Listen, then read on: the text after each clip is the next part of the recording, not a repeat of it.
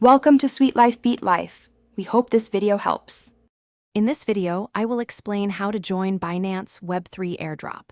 Start by confirming your Binance account verification level and linking a compatible Web3 wallet.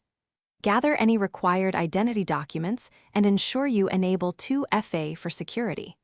Monitor official Binance announcements for eligibility criteria, task lists, and claim deadlines. Double-check contract addresses before interacting with create or connect a Web3 wallet such as MetaMask and secure your seed phrase in a safe place. Switch to the correct network and confirm your wallet address matches the one on Binance. Transfer a small amount of native token to cover gas fees and test a tiny transaction first.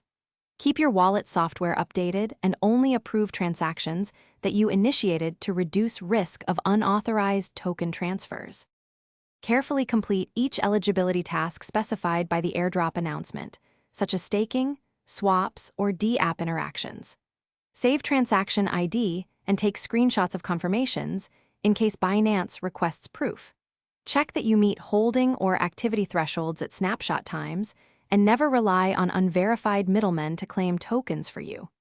Always use official Binance claim tools and links to prevent scams and protect your funds.